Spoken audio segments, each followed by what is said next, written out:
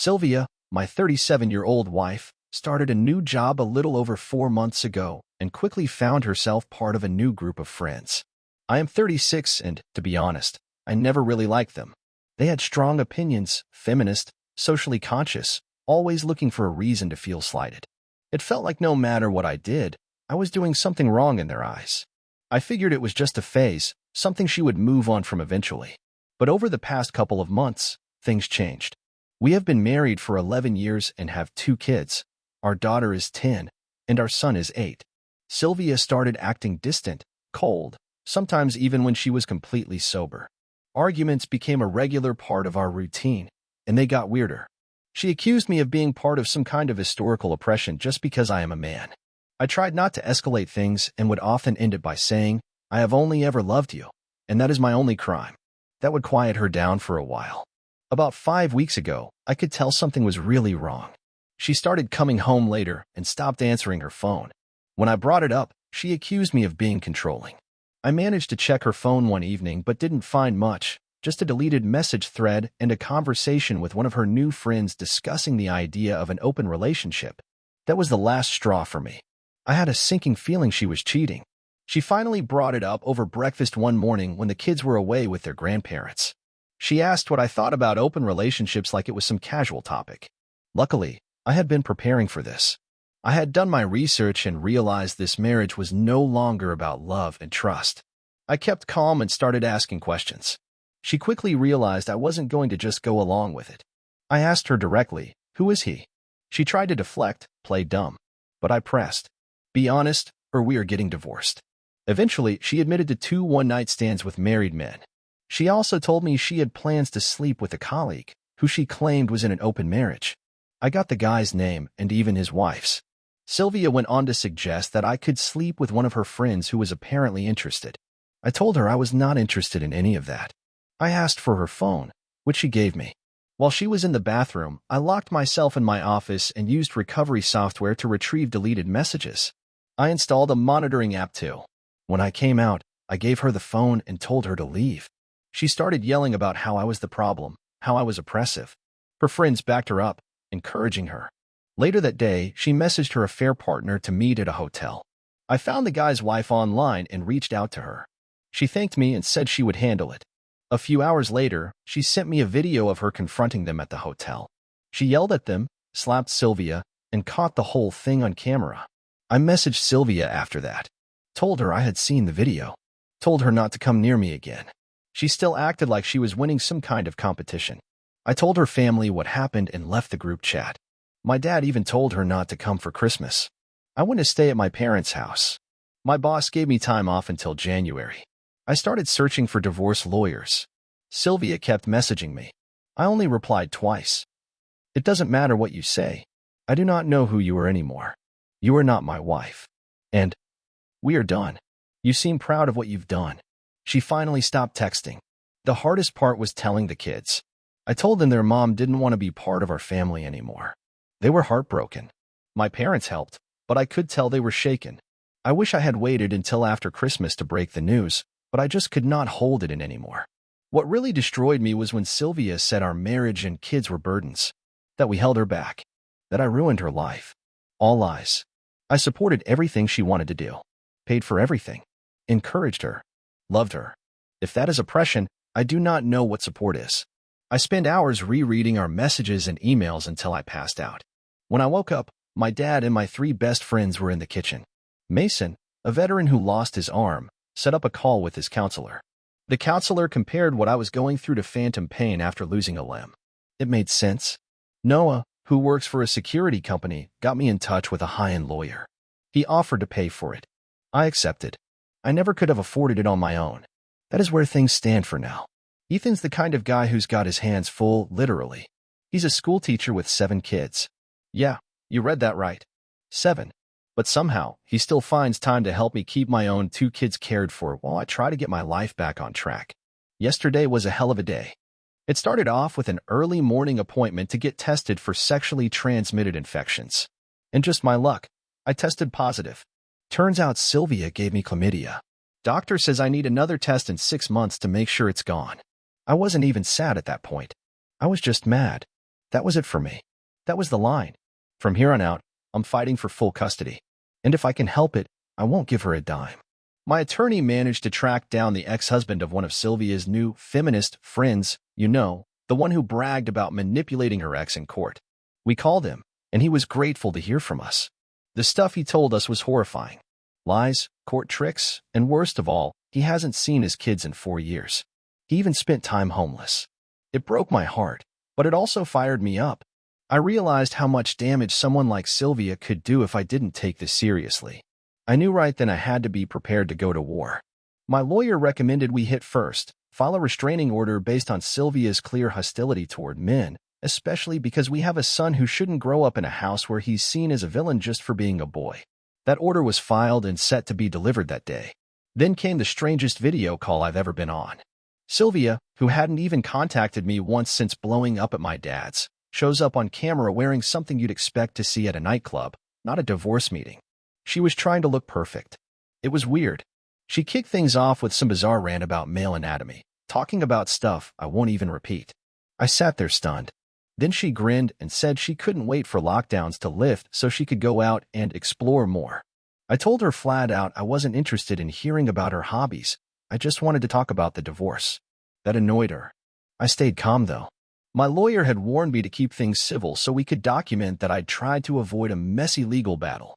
She muted herself at one point, but I could still see her talking. Turns out she was chatting with her friends, bad-mouthing me and cursing me out for being a man. The whole thing felt like she was playing some sick game where she held all the cards and I was just supposed to fold. Eventually, I told her, by the way, I tested positive for chlamydia, and unlike you, I haven't been with anyone else. You might want to get checked. The look on her face said it all.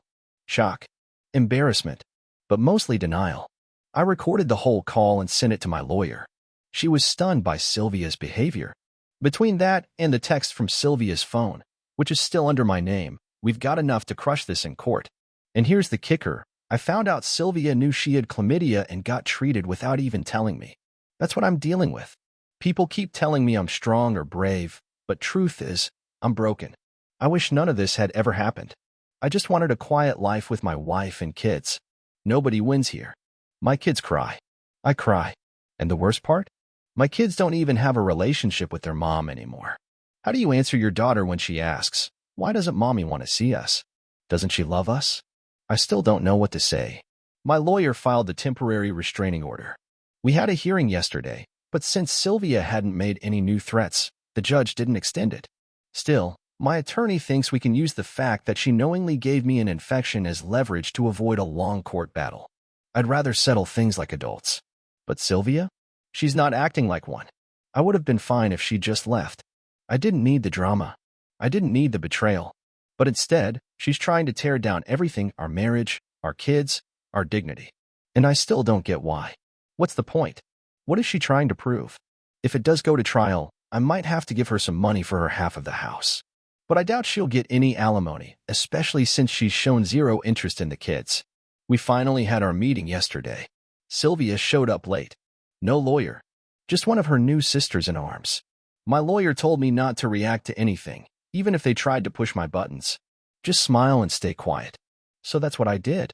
They laughed, mocked me, said things just to get a rise out of me. I didn't give them the satisfaction. Eventually, their act lost steam, and my lawyer slid a settlement proposal across the table. I was offering a decent payout just to wrap this up quickly and cleanly. Sylvia got all excited. Her friend encouraged her to take the deal. They were talking about what they'd do with the money before even finishing the paperwork. Sylvia was so eager, she barely read the rest of the agreement. A notary was brought in. We both signed. Her friend was practically glowing. They left in a hurry and forgot to take Sylvia's copy of the agreement. After Sylvia and her tag-along left the meeting, my lawyer gave me a quick nod, signaling me to keep quiet until they were well out of the building. Once they pulled out of the parking lot, she turned to me and said, "Well, that was one of the strangest negotiated divorces I've ever witnessed." She explained that Sylvia's copy of the agreement would stay in her drawer unless either the judge requested it or Sylvia's legal counsel, if she ever got one, asked for it. So for now, it just sat there, untouched. On the surface, it looked like things were going my way. Sylvia had signed off on full custody, a one-time settlement, and no spousal support. but there was still a chance she could bring in a lawyer and try to contest it. My attorney said she would push for a fast hearing, likely over video, to get this finalized before Sylvia could change her mind. I also hired a private investigator, something folks on Reddit had recommended. The guy was efficient. Within days, he sent over photos of Sylvia out at bars, kissing 2 different men, and later checking into a motel with one of them. The evidence pile was growing, and I felt like I was finally building a solid defense if she decided to play dirty. Noah, my friend from way back, offered to pay the settlement amount if I came up short. My lawyer reminded me to keep my head down, keep paying the bills, stay calm, and don't get caught up in gossip or drama. She made it clear I shouldn't talk to any mutual acquaintances. Just stay the course.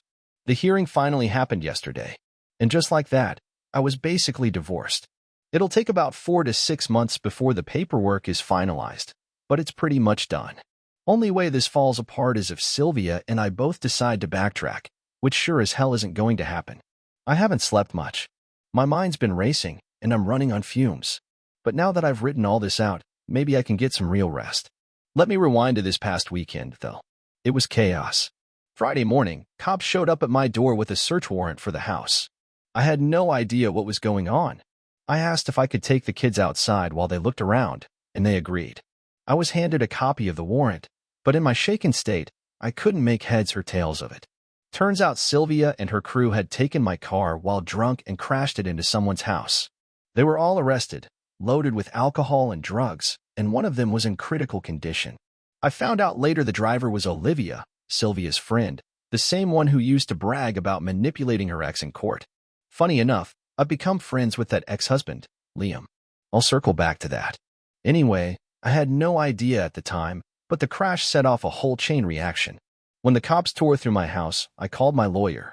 The search was legal, so there wasn't much we could do right then. Luckily, I'd installed cameras in every room weeks ago, and everything's backed up with timestamped footage and audio. If I need to challenge anything, I've got the receipts. After they left, the house was a wreck. I broke down. I called my dad, and he came straight over, picked me and the kids up, and brought us to stay with my mom. And man, my family showed up for me in a way I'll never forget. My dad rounded up 26 friends and relatives who came over and restored the house like it was their own. Cleaned it top to bottom, fixed everything, even replaced loose door handles. I sat on the back porch, barely able to function, while my mom made comfort food and these people brought my home back to life. I don't know how I'll ever repay them. I owe them more than I can say. Meanwhile, things were unraveling fast for Olivia. The cops searched her place too and found more drugs. Her boyfriend was nowhere to be found, and the kids were left alone. Child Protective Services stepped in. Liam jumped on it, went to court Saturday morning with logs and evidence, and got emergency custody of his kids. He's been fighting for years to see them, and now they're finally with him. It's a long road ahead, but he's optimistic, and he should be. Olivia's looking at some serious jail time, especially if her critically injured friend doesn't make it. Noah helped Liam find a rental through one of his connections. That man's been a rock through all of this. Quiet, but steady. I owe him too. Back to Olivia, she was driving when they slammed into the house. That's what triggered all the warrants. Sylvia, still listed as living at my address, put me in the middle of it. That was the last straw for me. On Sunday, I made the decision to sell the house and move. I don't want to deal with another one of these surprises. Then Sylvia's parents called. Turns out the cops searched their place too. They'd gone to visit her in jail Saturday and realized she'd been lying to them just like she lied to me. She told them she was staying with me, trying to patch things up, when in truth, she was out partying and sleeping around. They stopped believing anything she said. On Monday, Sylvia called me from jail, asking for bail money, $155,000. Her parents had already told her no. My lawyer helped me draft a deal. If I fronted the bail, it would be deducted from her divorce settlement. Her mom agreed to oversee it, and Sylvia signed off. She got out Monday afternoon but blew her second chance almost immediately. Her parents laid down ground rules: no meds, rehab, full transparency, and cut ties with the bad crowd. She lasted one night. By Tuesday, she was gone again, staying with strangers. She missed the custody hearing and, just like that, I was granted full custody. The judge barely needed half an hour. Now it's Wednesday, and even though the decision's technically still in process, it's over. There's no going back. Everyone keeps patting me on the back like I just won some big battle. But it doesn't feel like a win. I still care about Sylvia. I wish I didn't, but I do. She was my best friend, my partner, my everything for years. And even after all this, I still grieve for the person she used to be. This isn't a victory. It's surviving a plane crash and crawling away from the wreckage. I may have saved part of my life, but I lost so much. Then today, the phone rang. Hospital number. Sylvia is still my emergency contact and on my health plan. Turns out, her friends beat her so badly she lost teeth, broke her jaw, and will be kept for observation for a few days. I drove her parents to the hospital. They think her crew found out she'd leaked group chats to Liam, and they took it out on her. Thing is, they still do not know I can monitor her phone. She never realized I installed that software months ago. Sylvia asked if she could move back in. I told her no. Her mom laid out a deal. Get clean, stay clean for a year, and maybe they'd help her. Otherwise, she's on her own. And for the first time, I'm okay with that. Since all this started, I thought I saw a bit of regret in Sylvia, but I honestly doubt it was real. During our last conversation, she could barely even look me in the eye. And yeah, part of me still wanted to protect her. But she's a grown woman now, and I have 2 kids to look after. I cannot afford to let her chaos back into our lives. She did not ask a single thing about the court hearing or even how her friend, the one who was nearly killed in the crash, was doing. Just seemed annoyed, like this whole thing was an inconvenience. It's hard to understand. She's wrecked everything. Our family, our lives, our trust. All of it, tossed aside for cheap thrills and shallow people. I've made up my mind. No more contact unless she gets clean and stays clean for a long time. I just cannot deal with this anymore. Truth is, I've been feeling pretty low lately. I'm exhausted all the time. Can't sleep. And when I do, I have nightmares, vivid ones that leave me drenched in sweat and gasping awake. The one silver lining? The kids. They are doing a little better. My dad has been a rock. He's helped in every way you can imagine. We took the kids up to his cabin this past weekend and did some skiing. It was the first time I felt halfway human in weeks. I've kept almost no contact with Sylvia, but I did speak with the woman who was in critical condition, her so-called friend. She's awake now, though barely hanging on. A nurse told me no one had visited her since the crash. Not a single person from her life. Even her own family wanted nothing to do with her. I felt uneasy, but I asked the nurse if I could talk to her. It was risky, but I needed answers. I had to know what happened to Sylvia, what she really got into. She agreed. That conversation crushed me. It started awkwardly. She offered me a sex act for $120, which floored me. I offered $150 just to talk, to get information. And that's when she let it all out. She told me Sylvia had fallen deep into a crowd of heavy drug users. Olivia, the same woman who bragged about manipulating her ex-husband, was the ringleader. They used feminist language as a mask to justify their choices. But underneath it all, they were funding their drug habits by selling themselves. Sylvia got sucked in and did the same. It wrecked me to hear it. But finally, things made sense. Why she suddenly cared so much about money.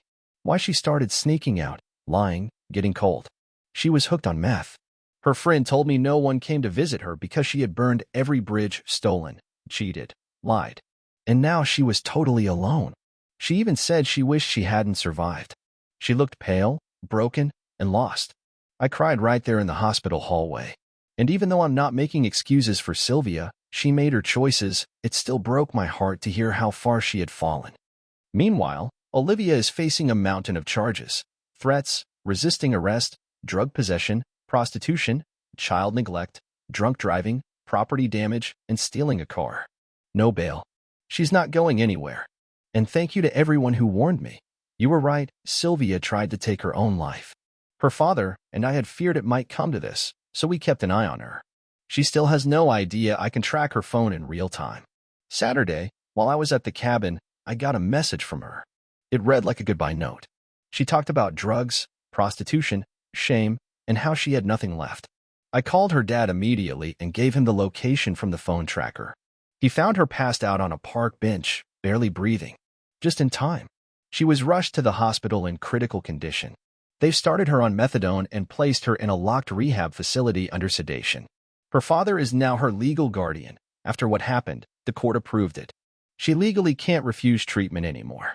It was the overdose and her walking away from our kids that made it clear she was a danger to herself and others. Funny enough, I hadn't even canceled her life insurance yet, so the treatment costs are covered. The guys who beat her, remember them? They thought Sylvia had ratted them out by sharing their group chats with Liam. She hadn't. I had. But they blamed her anyway. I was terrified they might come after me or the kids. So I told Liam what happened. And Liam, well, he's not a small guy. He marched straight over to their apartment, which was basically a trash heap, and gave them a choice: go to the police and confess everything, or face consequences they'd remember forever. They chose the cops. I'm relieved. I can finally sleep at night knowing they're not lurking around anymore. I found a new apartment. We're moving soon. Once again, Noah came through and helped set it up. I do not know how I'll ever repay that man. And even with all this madness behind us, I still feel heavy. I'm grieving the life I thought I'd have. I still love Sylvia. I probably always will. But she's gone, and she's not coming back. The woman I married, the one who loved our kids and laughed with me on lazy Sundays, is gone. But I do not regret our marriage. If not for her, I would not have my children. And I would go through it all again just to have them.